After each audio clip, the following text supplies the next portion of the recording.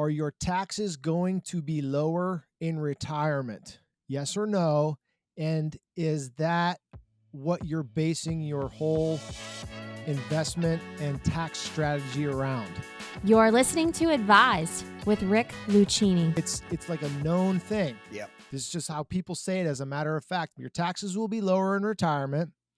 And that's how they make their determination on how they're investing, if they're doing IRA and all that sort of stuff. Let's unpack that a little bit, Unless because they're that's trying not to been sell my permanent. experience. I knew an accountant once, and nice person, and I was helping her out a little bit with some stuff, and then I was helping her son set up an account and get started. This is like my first year as an advisor, and I had kind of did my whole discovery with him. Okay, your cash flow, your needs, whatever. We're going to set up automatic deposit into a Roth and a taxable brokerage account for you. And she just like immediately, she's like, no, don't do the Roth. Do the traditional IRA because your taxes will be lower in retirement. Boom, Yeah. move on, order entrees. And Yep. that really rubbed me the wrong way for a couple of reasons. But one is like, first of all, how do we know that everybody's taxes are going to be lower in retirement? But two, that's not like the main reason to do a traditional IRA over a Roth. And I'm not even going to go down that rabbit hole right now about flexibility and withdrawing contributions along the way, because most 20-something-year-olds that I know who start a retirement plan end up cashing out some portion of it at some point in time in their life. But yeah, this whole myth of like, hey, everything should go into pre-tax because your taxes are going to be lower in retirement. It's really banking a lot on the future. And a lot of stuff can lead to your taxes being higher in retirement.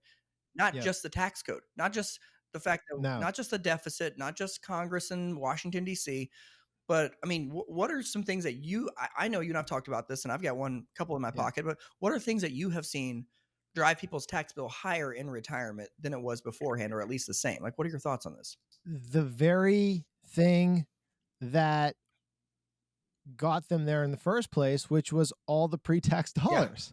Yeah. So like that concept comes from like back in the day. Like all these rules of thumb that are coming from your parents and your grandparents were because things were different, right? Yep. They were different. This move to bonds as you get closer to retirement, things were different. This taxes will be lower in retirement, things were different. So yeah, if you plan on retiring with like $100,000 to your name, probably taxes will be lower for you. Sure. Awesome. Not a whole lot of planning opportunities there.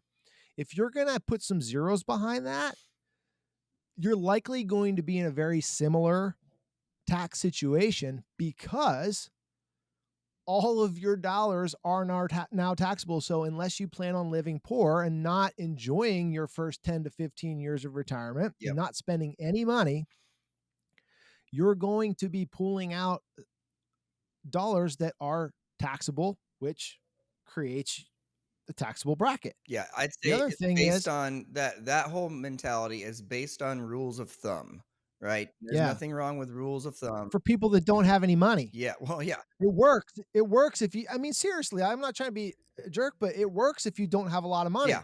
Because it's like I put $1 in and I'm paying 12%. And when I retire, I take the dollar out at 0 or 10%. Cool. Yeah. Great. But we're talking about people that are 24 or 32, and they're coming out and they still want to spend 100 grand or more when they're retired. Well, it also assumes a big, huge, drastic drop in income in retirement, which is not always the case. To your point, you talk about young people wanting to spend a lot in retirement.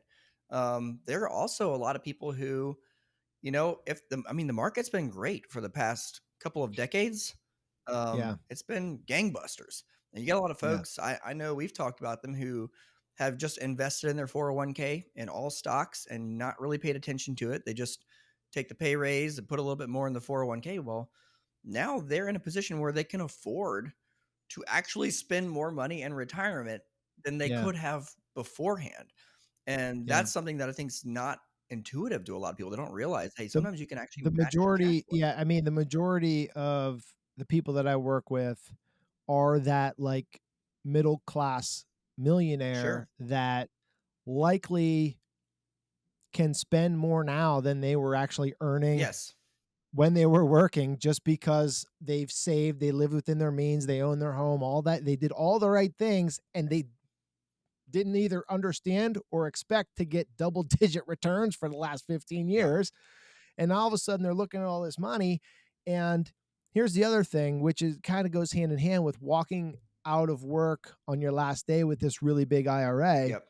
is not only do you want to start spending it, and you should, which creates taxable income and puts you in a similar place to where you were working, but you also want to get out from under it as soon as Yep. possible, which is like literally, if nobody had an IRA, we'd probably have to lower our fees.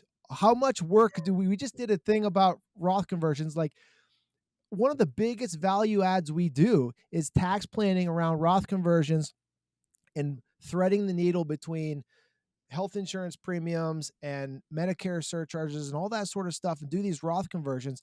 The only reason that is because these people come out of work with huge IRAs and don't want them anymore Yeah. because they have no flexibility. They get taxed on every dollar, and every time they take a dollar out, it affects something else around them. And they finally realize what's going to happen to their surviving spouse and their kid Yep. when they pass away. Yep. 100%. Yeah. That's, it backfires in a lot of ways now. I mean, you got to think the Roth IRA wasn't even started until like late Right. 90s, 97. Right. So like barely older than my youngest brother, like, Yeah. come on, it's, Yep. it's pretty new development. But I think a lot of times people who think if you assume your taxes are going to be lower in retirement and you just invest everything into your pre-tax 401k or an IRA, it's probably going to backfire on you, right? You Yeah. probably should be putting some money into a taxable brokerage account. You probably should be putting some money Yes. into a Roth IRA or Roth 401k. Yeah. You might have to do a little bit of work to figure out how much goes into which, or hire somebody, but Yeah. that will probably optimize things. But if you don't, what are some of the ways that you and I have seen this backfire on people? And I know you kind of started alluding to it, but like, how does this Yeah. I actually mean, bite them in the butt? I have my social security, maybe a small pension, maybe not. Um, I've got some cash, all these other things, and I have this million or $2 million IRA. I want to start spending money. And here's the other thing. Not everything is divided by 12, Yeah. divided by the years you're going to live. I want to take $70,000 out and fix up our cabin that I've been wanting to do for a long time. I want to take the family on a big vacation, but also have to cash flow me for the year for the bills. So it's like double the amount. Like, I want to take money out. You're telling me I have more than I need. I want to spend it. Yes, which is a good thing. And if every dollar that comes out as taxable, it creates other problems. It's going to increase your health insurance if you're pre-65. It could increase your Medicare if you're post-65, I don't know right? like a single retiree that I've worked with that hasn't wanted to do like a one-time pull for Yeah. something big. Sometimes it's 200K. Like literally, like I've your been past life, thinking I've about had like this for 25 250. years, and now I can finally do it. And as soon as they do it, or they start thinking about it, they might not do the thing they've been thinking about for 25 years because they don't want to pay $45,000 in taxes Yes, and in a lot of ways, to that's even access the worse. It's money. like, okay, now we're letting the tax tail wag the dog. That's We're right. trying to not pay taxes. We have sticker shock. We already talked about that, about Yep. something that's really important to us, and so we're intentionally not aligning our money and our values together. Yeah. So yeah, you can see if you lean all into this idea, it restricts your flexibility on Yeah. doing a big pull in retirement, because that's when people want to spend the most, is 60 to 70, or if Yeah. you're lucky enough to retire in your 50s, that's when you're going to want to Yeah. have the most flexibility to spend.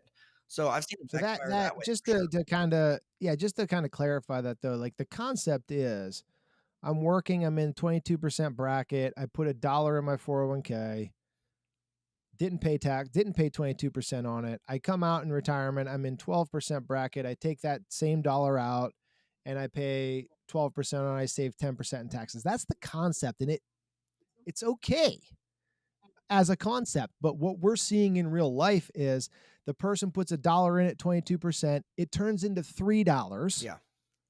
right? And now they have to decide if they want to take 1 to 3 of those taxable dollars out in retirement, or let it sit there and turn into Yep. 6, and then be forced to take even more out, which is going to push them back up into the similar or same bracket that they were at before.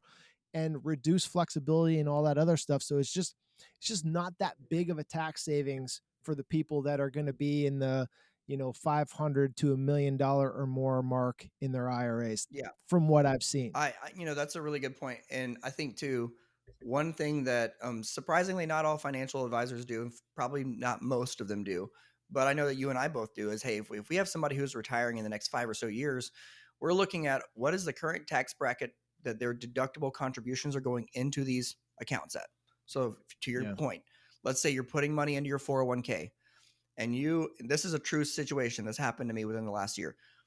Client was putting money into the 401k. They were getting a deduction of 12%, but they had done a really great job investing in that 401k. I mean, like a really great Hmm. job.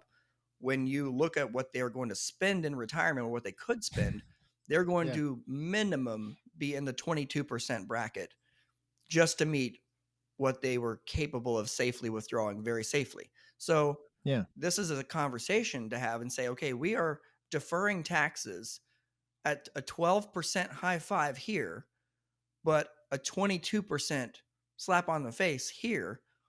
And Yeah. not only is the tax rate higher, but the value of the investment has grown. Yeah. There's more dollars. Yes. And so Yeah. I'm kind of the opinion that I think a lot of times people like to optimize, like, okay, if your tax bracket is lower in Yeah. retirement, do the tax deferred. But I'm like, what's the actual dollar amount equilibrium? Like maybe my Yeah. tax bracket's a little lower, but my investments have grown for 30 years. So I'm still paying a bigger tax bill Yeah. than what I got for the deduction going in. What the pro pre-tax people will show you is, well, if you've put a, I don't know how to frame it, but basically you're putting more in, because if you put, like, if 10% was $1, your 10% is really only 80 cents into the Roth because you have to pay tax on it. Sure. But that's not a real life No, situation, because people put 10% in their 401k, they save what they're not going to save. 10% minus that. They don't calculate the tax difference. They just put it in. Yeah. So you're talking about like, The same amount of money's going in.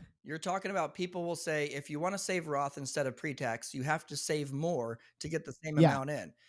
That is, if human beings were robots, that would be true. Human beings Yeah. don't optimize we No. don't sit down and say, oh, here's the calculation. Oh, wait, I've got to change this to No. 12% to off. No, this is what you do. No. You look at your paycheck, you say, okay, I think I can afford to do 10% of my 401k. I'm gonna, I don't know, half Roth, half pre-tax. Yeah, right. And you do it and you That's go real on and you life. say, that means my net paycheck is this much. Boom. Yeah. And you're done. People don't actually spend that way. They just save what they can save and they spend whatever's left over. That's another reason Right. why So people do. in real world, Yeah. you're likely putting the same dollars in, but the difference is when you get back to retirement, you can take more out Yes. of the Roth because you get to keep it all versus having to split 20 or 30% of it with the government. So that argument, I always kind of roll my eyes at, because no one's doing that. No one's putting less, no one's like putting less in the Roth because of having to pay tax on it. It just doesn't, I've never seen that happen before. Another thing that this is kind of funny. I've seen a lot of charts that show, you've probably seen this too, like financial institutions, financial advisors will be like the power of tax deferral. And they show this chart that says, okay, if you invested $100 in your 401k over time, or if Yeah. you invested $100 in a taxable brokerage account, you actually have Yeah. less money at the end from the taxable brokerage account because you had to withdraw money from it to pay taxes on the interest and the capital gains along the way. Once Yeah. again, another classic example of financial Never seen professionals. anybody do that ever. No, they don't. Never. And I can tell you, I have a bunch of clients who direct deposit a big chunk of their paycheck into their taxable brokerage account. And you know what they never do? They never call me and say, "Oh, we need to withdraw 15,000 to pay the taxes on it this year." They spend what they can spend, they pay their Yeah. taxes, and what's left over after tax time and they've paid it, if they get a Yeah. refund, they spend that. If they don't get a refund, they pay the bill out of their savings and they, you know In what, let's buckle down fact, a little bit more. in fact, to your point, I just had this with a guy, and you know the backstory on it, but there was a lot of tax gain coming from another advisor that we spent a lot of time on, strategically unwound. Yeah. Um, and just to soften the blow, because it was the right move for him, but just to soften the blow of the tax bill, I was like, listen, let's make the investments pay the taxes. It's their job Sure. to pay the taxes. I did the tax plan. I'm going to set aside X dollars, which was a big number, in cash. And then when the tax bill comes, I'm going to transfer it to you. But he was like, no way. I'm going to pay it out of cash Yeah. because I want the investments to keep growing. Like, Yes. that's our that's the correct mentality. Yes. But that's how people are thinking. They don't take money out of their investment account that's growing to pay a tax bill when they have cash sitting there earning 0.25% in the bank. Yes.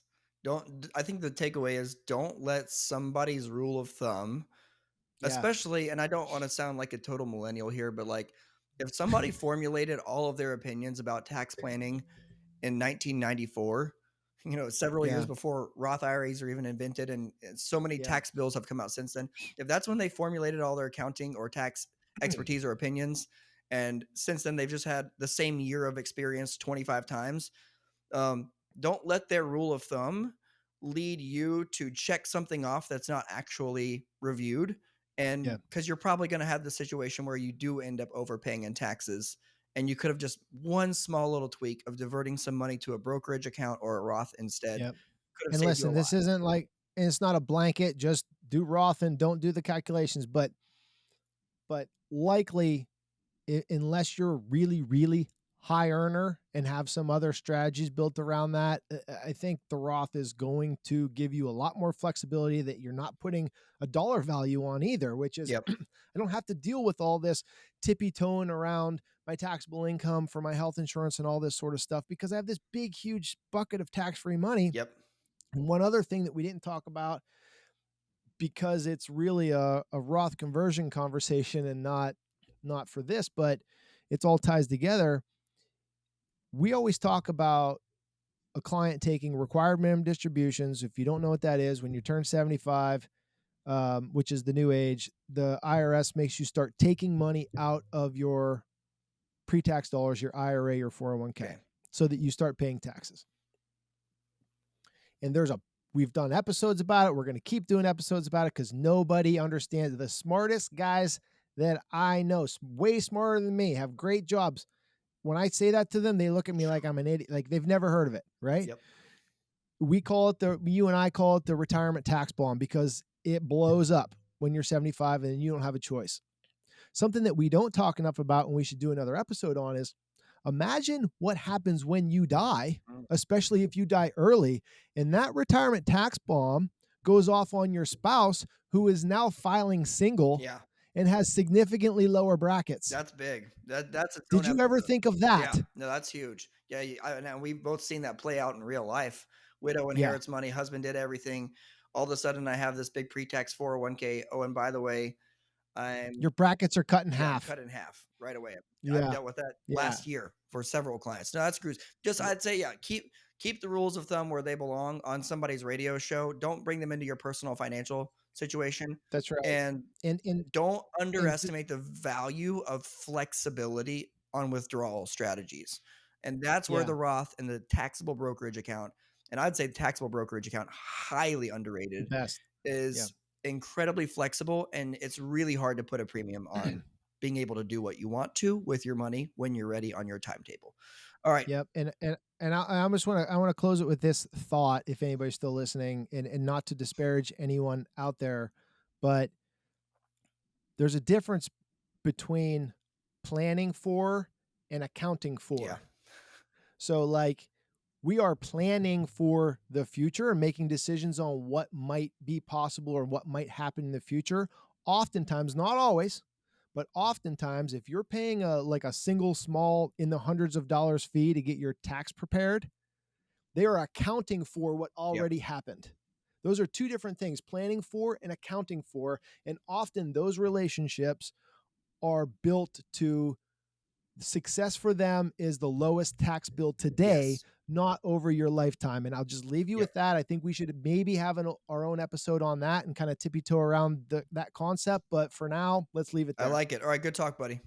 All right, buddy. Thank you.